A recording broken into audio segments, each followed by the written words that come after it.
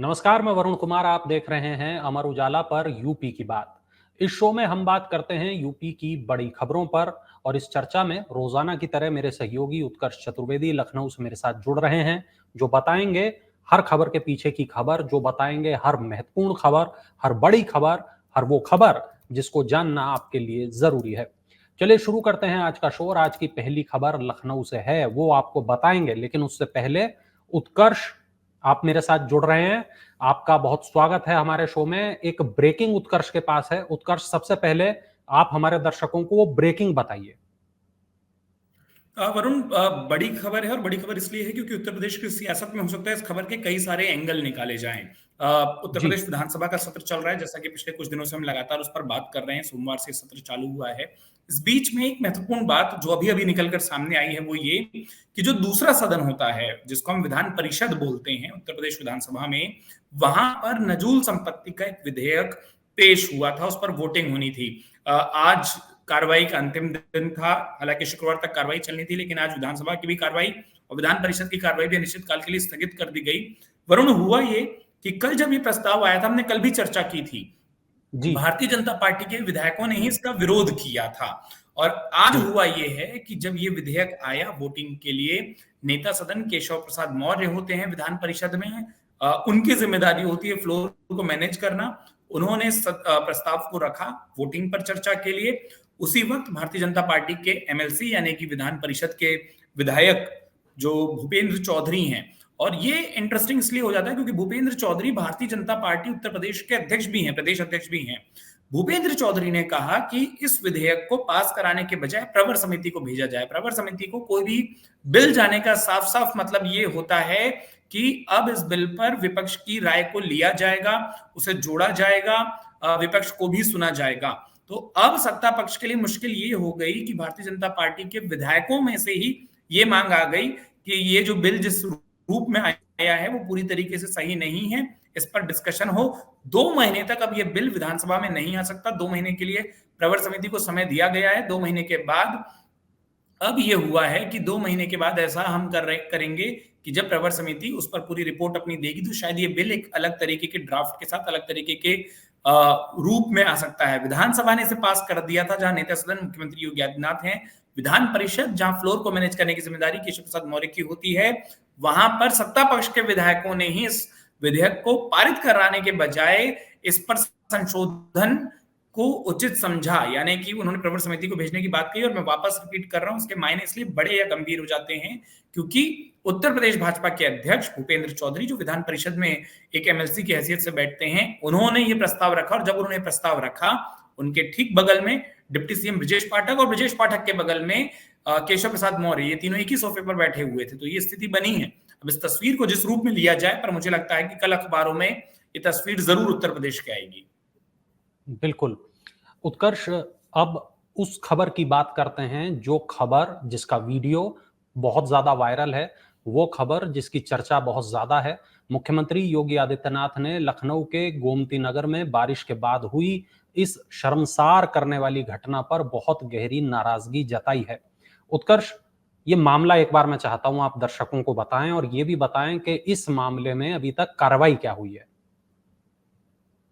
Video तो बहुत viral है। देखिए वरुण, सबसे पहले तो जी, सबसे पहले तो इस मामले में कि क्या मामला है वो आपको बता देते हैं।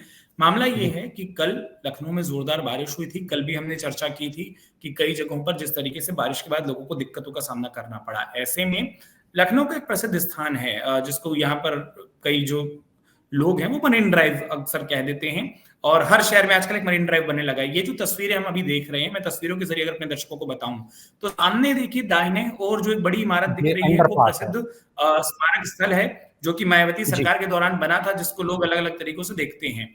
ये जो सड़क है, जिसके सामने स्मारक स्थल दिख रहा है, ये सड़क के दूसरी ओर ये जो आगे जाती है, इस शहर के तमाम बड़े 5 स्टार होटल हैं। होटल ताज ठीक बगल में है, उसके बाद रेनेसा है, जेपीएनआईसी की वो बिल्डिंग है, उस बिल्डिंग के ठीक सामने रिवर फ्रंट है। एक और 1090 का वो चौराहा है जो कि वुमेन पावर हेल्पलाइन कहा जाता है, और दूसरी ओर वो शिरोज कैफे है जो कि एसिड अटैक विक्टिम महिलाओं के लिए बना था, उनको ताकत देने के लिए बना था।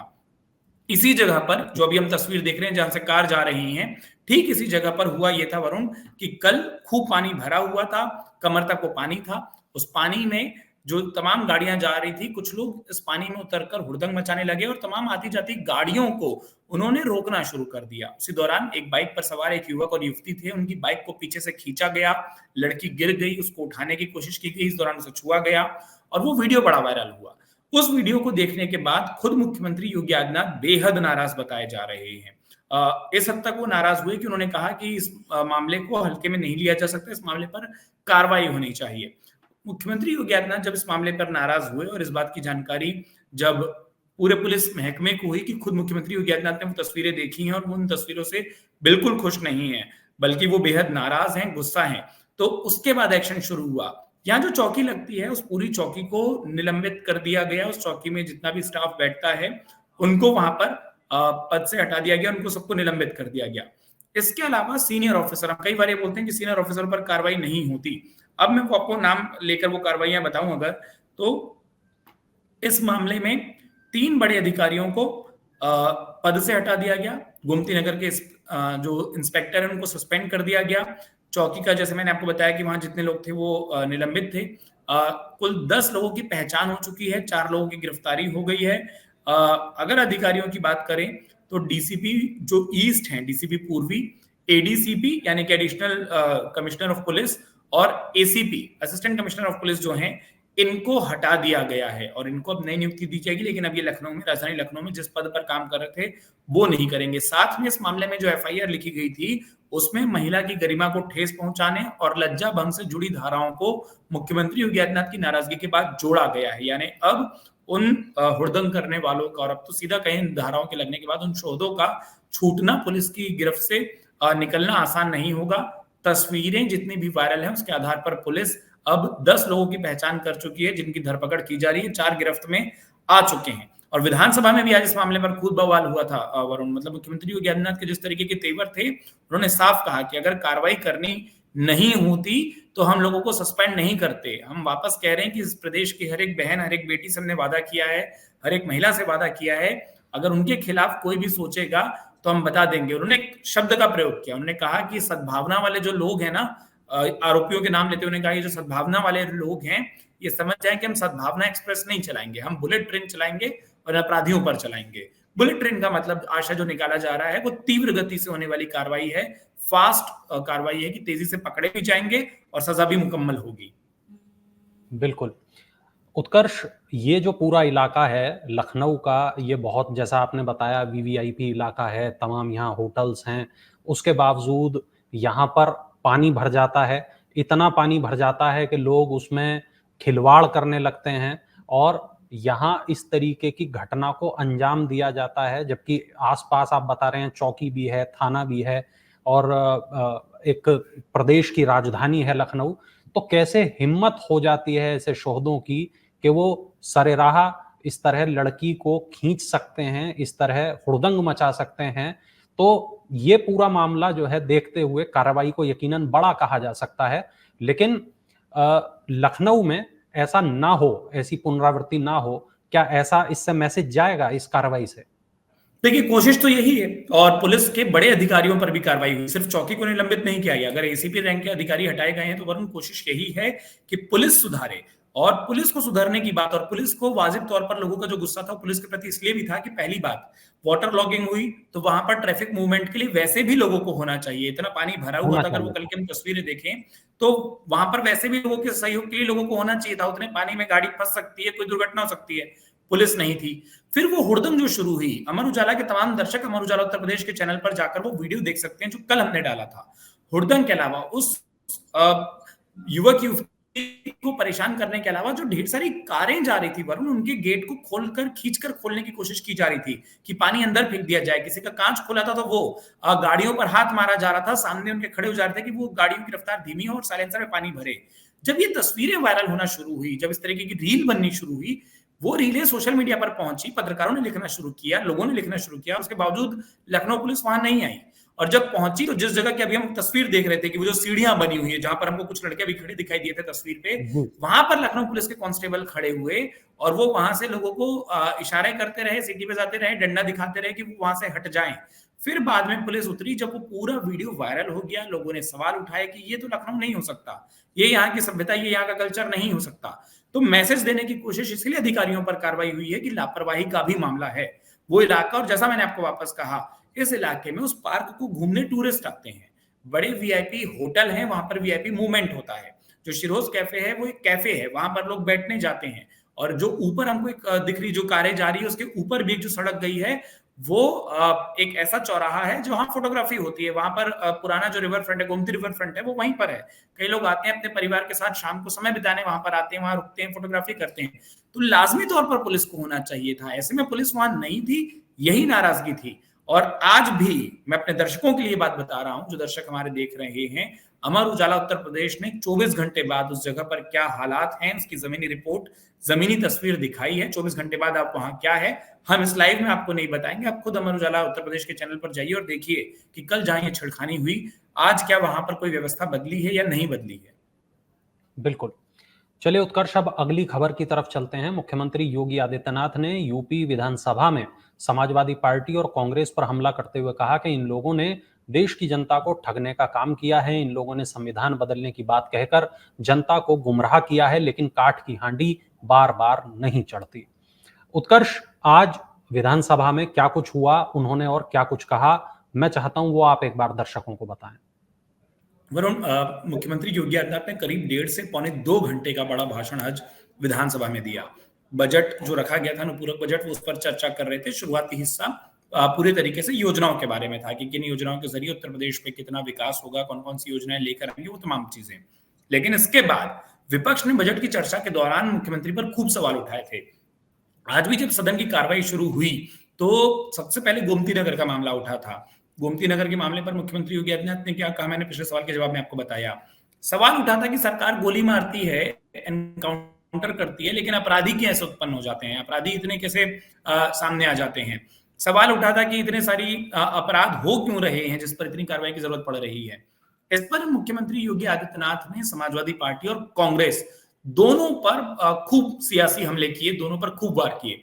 समाजवादी पार्टी से शुरू करूं अगर, तो मुख्यमंत्री योगी आदित्यनाथ ने समाजवादी पार्टी के तथ्यों का नाम बताकर, और मुझे लगता है कि आगे शायद हम उस पर बात करें, लेकिन 2 घटनाओं का उन्होंने जिक्र किया, हरदोई की घटना और अयोध्या की घटना। और बकायदा पूरी केस फाइल मुख्यमंत्री योगी आदित्यनाथ ने विधानसभा के पटल पर पढ़ी, अपने भाषण के दौरान पढ़ी। उन्होंने कहा कि अयोध्या में एक नाबालिग के साथ रेप होता है, रेप को करने वाला वहां के सांसद की टीम का सदस्य है, और उसके बाद अगर हम नाम ले लें कि हम समाजवादी पार्टी का नाम ले लें, तो विपक्ष आरोप लगाता है और सवाल उठाता है कि हम सपा का नाम ले रहे हैं। जो व्यक्ति आरोपी है, सांसद के साथ घूम रहा है, उसकी टीम का सदस्य है, जिस पर पार्टी ने कोई कार्रवाई नहीं की, तो हम नाम क्यों नहीं लेंगे। फिर उन्होंने हरदोई का प्रकरण बताया। हरदोई में जिस वकील को गोली मारी गई है, गोली मारने वाले व्यक्ति के खिलाफ, माफ कीजिएगा, गोली मारने वाले व्यक्ति के खिलाफ वरुण 28 मुकदमे हैं, और एक एक मुकदमे का जिक्र मुख्यमंत्री योगी आदित्यनाथ ने टेबल पर किया, फ्लोर पर किया विधानसभा के। 28 मुकदमे गिनाते वक्त मुख्यमंत्री योगी आदित्यनाथ ने यह भी बताया कि समाजवादी पार्टी की सरकार जब मुलायम सिंह यादव मुख्यमंत्री रहे हों या अखिलेश यादव, तब भी उस व्यक्ति के खिलाफ मुकदमे हुए, और वो समाजवादी पार्टी का पूर्व जिला अध्यक्ष था। अब उन्होंने कहा कि ऐसे व्यक्ति का एनकाउंटर हो जाए क्योंकि वो भागने की कोशिश कर रहा है, 28 मुकदमे हैं जो सब पर, जबकि खिलाफ इस तरीके के मामले कर सकता है, अपनी सरकार में भी मुकदमा करना पड़ा हो, तो सोचिए कितना बड़ा अपराधी होगा। कल को उसको गोली लगे तो आप कहते हैं कि हम गोली मार रहे हैं, ऐसे लोगों को फूल की माला पहनाएंगे क्या, फूल की माला चढ़ाएंगे क्या।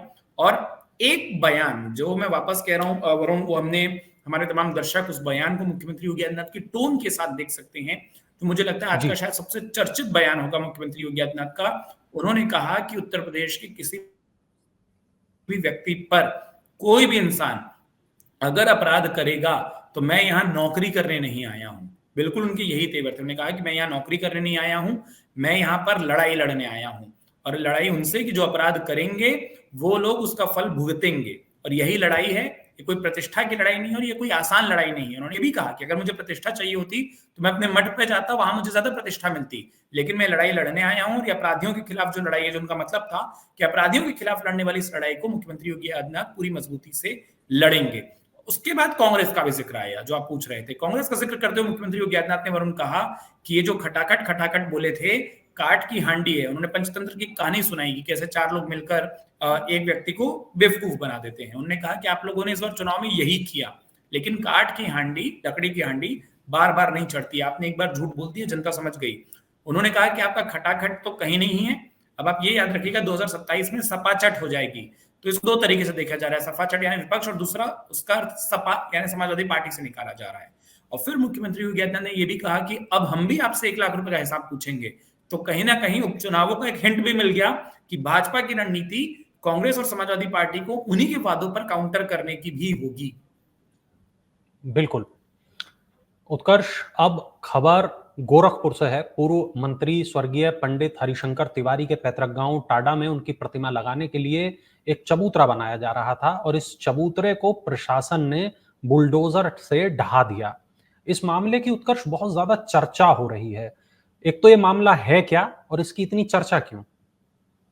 देखिए, मामला गोरखपुर से जुड़ा है, जैसा आपने शुरू में ही बताया। जी। गोरखपुर में हुआ ये है कि वहां पर एक स्मारक बनना था उसको, और जो आपने कहा चर्चा खूब हो रही है, मैं आपको एक बात और बता दूं। आज जब विधानसभा की कार्रवाई शुरू हुई तो पहले गोमती नगर का मामला उठा। गोमती नगर के मामले के ठीक बाद समाजवादी पार्टी के विधायकों ने और उसके बाद नेता प्रतिपक्ष माता प्रसाद पांडे ने भी इसी मामले को, गोरखपुर के इस मामले को उठाया। और उन्होंने बकायदा कहा कि गोरखपुर में जो हो रहा है वो सरकार एक तरीके से बदले की कार्रवाई कर रही है। हरिशंकर तिवारी 7 बार उत्तर प्रदेश विधानसभा के सदस्य रह चुके हैं। इसलिए ये बात और आई कि भाई उनका सम्मान होना चाहिए कि नहीं होना चाहिए। विधानसभा में भी विधायकों ने यही कहा कि 7 बार के विधायक का और जो सरकार में पूर्व मंत्री रहा हो उसका अगर सम्मान नहीं है तो किसका सम्मान होगा। हरिशंकर तिवारी की जन्मतिथि आने वाली है, 5 अगस्त को बताया जाता है कि उनके जो पैतृक गांव है वहां पर कार्यक्रम होना था, और ऐसे में उनकी प्रतिमा लगाने के लिए एक चबूतरा बनाया जा रहा था, जिसको प्रशासन ने ये कहकर तोड़ा कि इसकी अनुमति नहीं ली गई। ये मामला इतना बड़ा हुआ है वरुण की खुद समाजवादी पार्टी के मुखिया अखिलेश यादव ने भी सोशल मीडिया वेबसाइट पर लिखा कि मकानों और दुकानों पर चलने वाला बुलडोजर अब दिवंगतों के मान सम्मान पर भी चलने लगा है। और उन्होंने कहा कि अब आप देखिए कि किस तरीके से प्रशासन ये काम कर रहा है। इसमें सियासी तौर पर एक एंगल देखा जा रहा है वरुण, वो ये कि हरिशंकर तिवारी ब्राह्मण हैं। हम लगातार इस बात को कह रहे हैं कि नेता प्रतिपक्ष माता प्रसाद पांडे बनने के साथ समाजवादी पार्टी ने एक ब्राह्मण कार्ड चला। अब एक ब्राह्मण नेता के यहाँ जब उनकी जयंती है, 88वीं जयंती जो बताई जा रही है 5 अगस्त को, उस पर उससे पहले कार्रवाई को लेकर जिस तरीके से खुद अखिलेश यादव ने ट्वीट किया और उसके बाद विधानसभा में माता प्रसाद पांडे नेता प्रतिपक्ष ने खुद इस मामले को उठाया, ये कहा जा रहा है कि इसको एक पॉलिटिकल एंगल के तौर पर, पॉलिटिकल विंग कमेंट के तौर पर भी देखा जा रहा है। इसके एक राजनीतिक उद्देश्य देखे जा रहे हैं इस विरोध के। और दूसरा कारण जो प्रशासनिक स्तर पर लिया गया फैसला है वो किस आधार पर हुआ। खुद विधानसभा में विधानसभा अध्यक्ष ने इस बात को कहा कि भाई एक एक जगह की जानकारी नहीं हो सकती, लेकिन ग्राम सभा का यह दावा है कि उन्होंने अनुमति ली थी चबूतरा बनाने की और प्रशासन का कहना है कि अनुमति नहीं थी।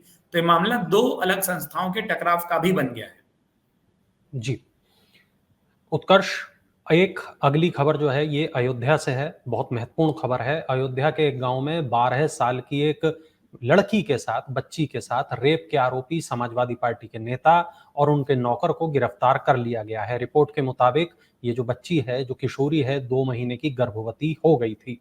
उत्कर्ष, मामला क्या है, पुलिस ने क्या एक्शन लिया है, ये जरूर हम आपसे जानना चाहेंगे मामला, क्योंकि बहुत ज्यादा चर्चा में है। देखिए, एक तो मैंने थोड़ी देर पहले जो बताया, अयोध्या में मुख्यमंत्री योगी आदित्यनाथ ने जिस मामले का जिक्र किया था वो यही मामला है जिस पर उन्होंने समाजवादी अच्छा। पार्टी को घेरा था।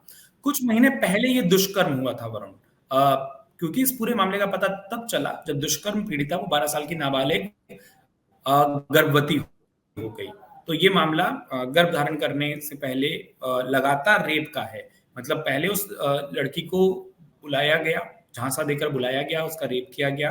पता चला कि जो मोहित खान है इस पूरे मामले में जो मुख्य आरोपी है, वो और उसका सहयोगी जो नौकर है राजू, ये दोनों की संलिप्तता है। उस लड़की का रेप करके, दुष्कर्म करके वीडियो बनाया गया और उस वीडियो के जरिए बार बार उस लड़की को ब्लैकमेल करके एक से ज्यादा बार उसके साथ शारीरिक दुष्कर्म किया गया। जब इस पूरे मामले का डॉक्टरों ने जांच की तो 2 महीने की गर्भवती उस लड़की को बताया जा रहा है। पूरा मामला, जैसा आपने पूछा कि उस लड़की को बेकरी में काम करने वाले राजू ने, जो कि नौकर है मोहित खान का, वो ले गया था, वहां पर ये वीडियो बना था। नाबालिग लड़की निषाद समाज से आती है और इसी कारण से मामला तूल पकड़ा। उसके बाद पुलिस ने दोनों ही आरोपियों को गिरफ्तार कर लिया है। मोहित खान को और नौकर राजू को, दोनों को गिरफ्तार कर लिया गया है और अब इनको जेल भेजने की जो कार्रवाई है वो चल रही है। दूसरा, चूंकि विधानसभा में मामला आया था, कैसे प्रशासन सख्त है, खुद मुख्यमंत्री योगी आदित्यनाथ ने इस मामले का जिक्र किया, वो भी मैंने आपको बताया। लेकिन समाजवादी पार्टी की तरफ से अब तक इस मामले में, जब तक मैंने पता करने की कोशिश की, कोई प्रतिक्रिया इस तरीके की आई नहीं जो आरोप सांसद की टीम का होने का मुख्यमंत्री योगी आदित्यनाथ ने लगाया है मोहित खान पर। ठीक है उत्कर्ष, अगली खबर लखनऊ से है। केंद्रीय मंत्री जयंत चौधरी ने लखनऊ में यह कहा कि युवाओं की विकसित भारत में महत्वपूर्ण भूमिका है। केंद्र युवाओं का ख्याल रख रहा है। इंटर्नशिप और अप्रेंटिसशिप से युवाओं को लाभ होगा। उत्कर्ष, जयंत ने और क्या कुछ कहा? लखनऊ वो क्यों आए थे? कितनी देर रुके? क्या कुछ कहा? और क्या प्लान जो सरकार का है, क्या प्लान बताया? देखिए जयंत ने आज एक बहुत अच्छी बात कही कि मीडिया मुझसे मसालेदार बाइट चाह रहा है, लेकिन मैं दूंगा नहीं, बहुत संयमित बोलूंगा। उन्होंने आज, जयंत चौधरी दरअसल मंत्री बनने के बाद पहली बार लखनऊ आए थे और पार्टी कार्यालय में पहुंचने का उनका कार्यक्रम था। मैं सबसे पहले आपको कार्यक्रम बता दूं, सबसे पहले वो पार्टी कार्यालय पहुंचे अपने आरएलडी के, और जब वो वहां गए तो उन्होंने बोला कि वहां पर खूब भीड़ थी, क्योंकि स्वाभाविक रूप से मंत्री बनने के बाद पहली बार आए हैं, हर कार्यकर्ता जो है, हर समर्थक जो है, वो उनको मिलना चाहता था। और ऐसे में जयंत चौधरी बहुत देर तक पार्टी कार्यालय में रुके नहीं।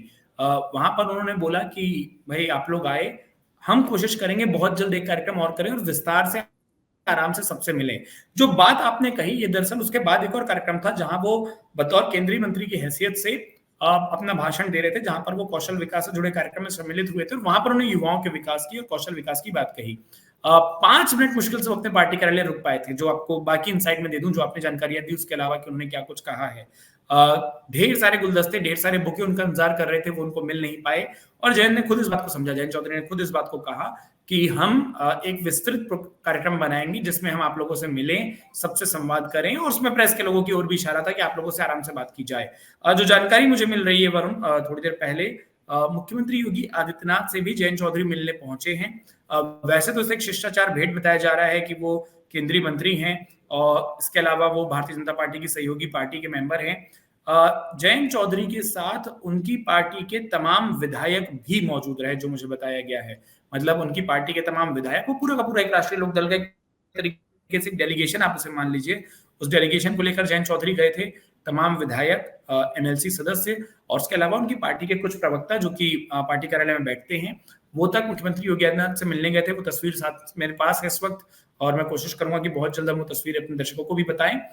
इसके साथ ही साथ वरुण, इसका एक राजनीतिक कारण भी है, राजनीतिक एंगल भी है। और राजनीतिक एंगल ये है कि उपचुनाव होने, जयंत चौधरी की पार्टी राष्ट्रीय लोकदल एक विधानसभा सीट ऑलरेडी जहां से उनके विधायक थे वो जीती हुई थी और उनके रिक्तता के कारण अब वहां पर उपचुनाव होना है।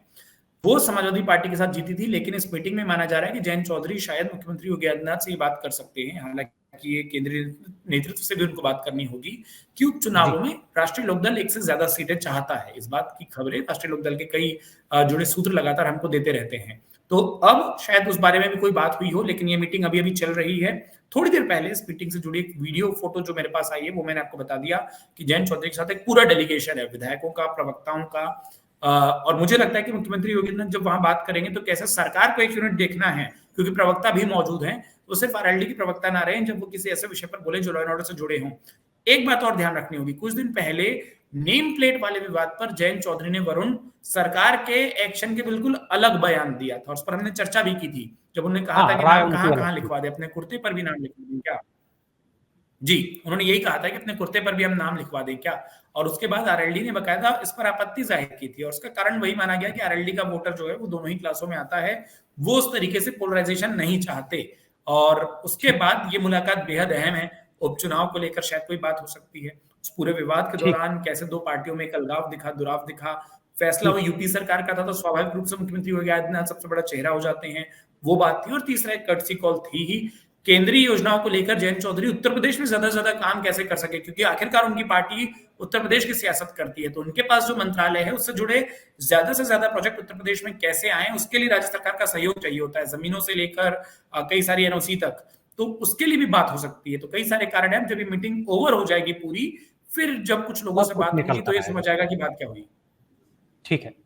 उत्कर्ष, बात मथुरा की करते हैं। मथुरा स्थित कृष्ण जन्मभूमि शाही ईदगाह विवाद में एक बड़ा अपडेट आया है। मैं चाहता हूं कि आप दर्शकों को ये अपडेट बताएं, केस की अगली सुनवाई कब होगी ये भी बताएं, और साथ में ये भी कि ये मामला आखिर है क्या, वो भी मैं चाहता हूं आप हमारे दर्शकों को थोड़ा शॉर्ट में अगर बता पाएं तो।